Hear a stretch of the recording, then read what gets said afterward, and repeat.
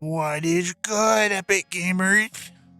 So while I'm diligently preparing for my next review, which is Ultima Underworld: The Stygian Abyss, I'm going to take a small detour today and look at some impressive and interesting demos that I found that signal what the future looks like for indie gaming. Let's start off with a crowd favorite that you probably don't need me to recommend, but I will anyway. It looks like blood lives again.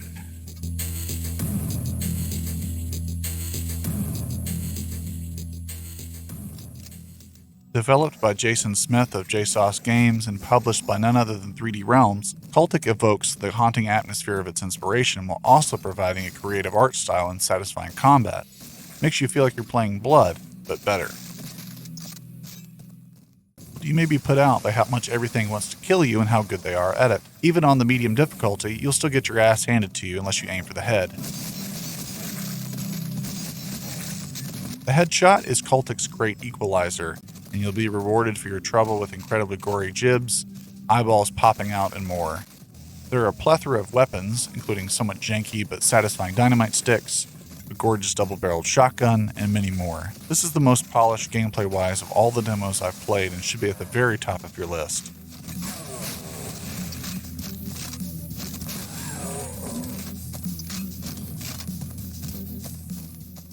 Well, let's get down to the main reason I wanted to do this video in the first place, to highlight lesser known and possibly overlooked titles that look promising or interesting. The game I bet you haven't heard of is What Lives Below. It's basically the game version of Ernest Hemingway's The Old Man and the Sea, and you will start off in your little ship and follow your radar several miles out to sea and fight a ginormous whale. And once you get near it, the sky darkens, the wind picks up, and the sea churns.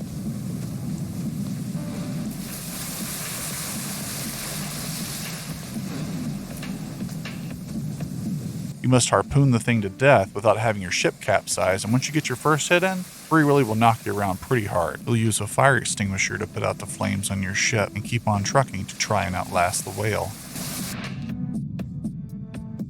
What's awesome is that the game's itch.io page promises much more gruesome and terrifying creatures will be available to fight in later builds. And while it may grow repetitive, as the game structure seems to be just the boss fights, I'm intrigued by the scale and the moody visuals. Limitless Hunger by Void Inc. looks like an edgelord's hand-drawn fever dream of the Spawn movie meets Cruelty Squad. You've been granted powers by a demon to test his mettle against you, sort of the opposite of Blood's intro, if you will. So, what if I can give you power beyond reckoning? One that can save humanity? So, do we have a deal? Early on, you'll acquire dual pistols with unlimited ammo, which is always a favorite of mine. Your first opponents look awful, are dumb as rocks, and have no ranged attacks. Then you get this sweet meat hook inspired chain that snakes out and insta-kills small enemies or highly damages bigger ones, regaining you health before going on a cooldown. Mastering this little mechanic is important to beating the bigger encounters. Once you trigger a wave, it gets really serious. Sam. Hordes of enemies swarm you, and I had many dry eye moments while trying to keep up the pace. Fortunately, my ears were treated to a much better time as the music is banging.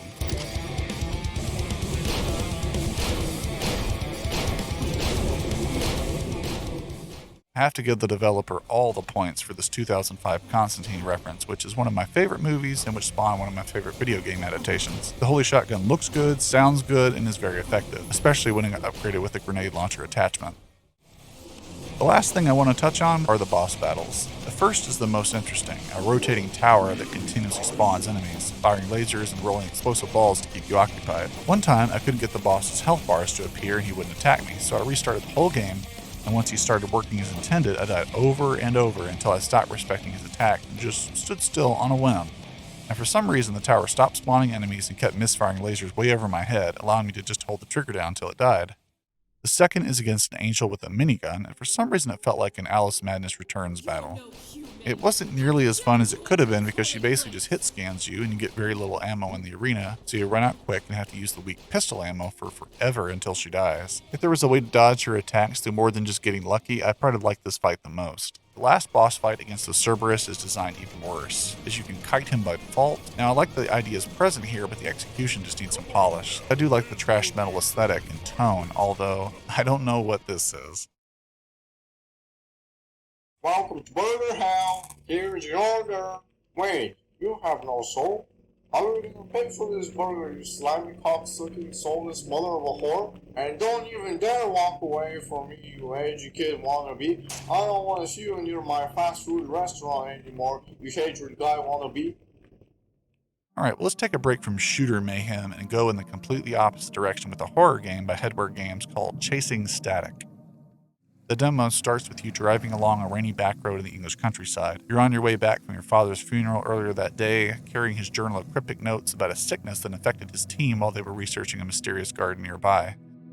You stop briefly at a little cafe off the road for a cup of joe. You converse with a waitress named Anira. You don't sound like you're from around here. No. I mean, I used to be. Long time ago. It's hard to tell if the airy delivery is intentional like Silent Hill. Either way, it'll lull you in like a David Lynch scene. That is, until the lights go out. Hey, no need to thank me or anything. Anera?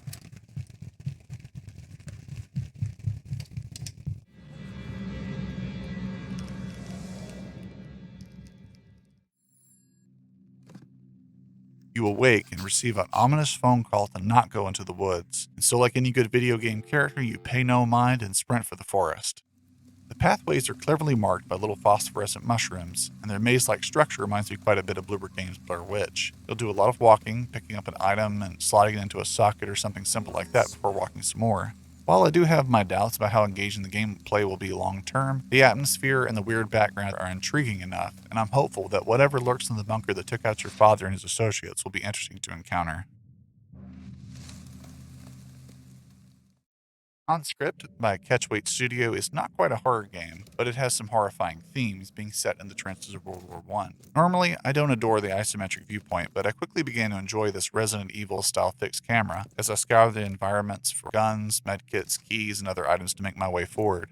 There's a Metroidvania quality to exploration, punctuated only by sparse combat. The combat's not great, as you have to stand still like Resident Evil to aim and fire, so melee enemies often get to wail on you to break up the shooting animation, which is annoying, as it takes at least 3 to 4 shots to kill them anyway.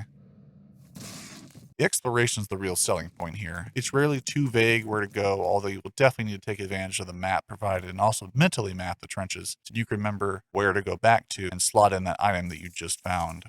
This one's definitely unique. Taking a format usually reserved for supernatural horror and applying it to a World War I setting is an intriguing twist. There's just the right amount of gore and tension to unsettle, despite there being no monsters that I know of. The gameplay loop is rewarding to complete and kept me searching for the next bolt cutter or key to open a new area and see what challenges await, so I'll definitely be checking this one out come release.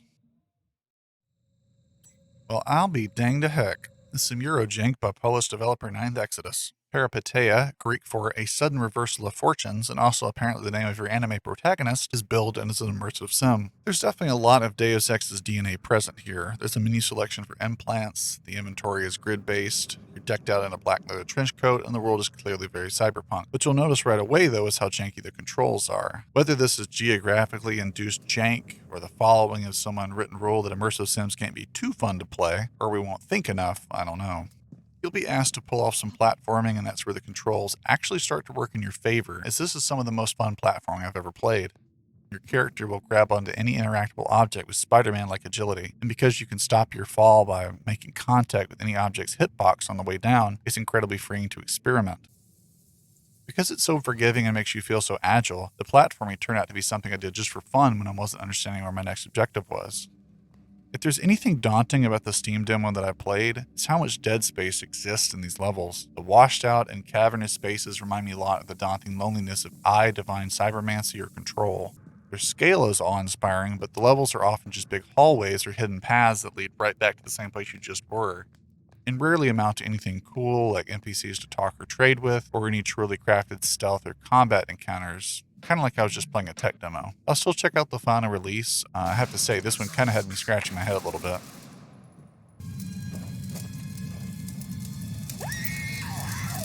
Let's majorly switch gears and check out the wacky mixture of Clive Barker's Undying and Blood called Coven by a man I only know on Twitter as Ethan. You're a 1600s witch who's been burned at the stake and resurrected to exact her vengeance on the populace. But you're not an average witch, you're a bullet witch, or a bullet time witch. You get melee weapons and guns, but most distinctly, you're a flippin' cannibal who gets to eat the body parts of the slain to rejuvenate your health. You move like a gazelle and your enemies are fairly slow, look goofy, and animate stiffly. I do like how the Templars remind me of the monk from Clive Barker's Undying, though, and the radioactive zombie creatures are memorable enough and explode with a nice effect. When not bopping villagers upon the head, you'll also get to solve some light environmental puzzles. Your jump is easy to control and will come in handy as there are some platforming sequences to be done, like this lighted torch make a platform puzzle. Nothing so far is particularly complex, and I'd like to have more pushback or engagement required from the world, but I like the period piece concept and the comical goriness of the protagonist's flesh-eating abilities. I'll keep an eye on this one, as it's a little undercooked as is, but it has charm and potential.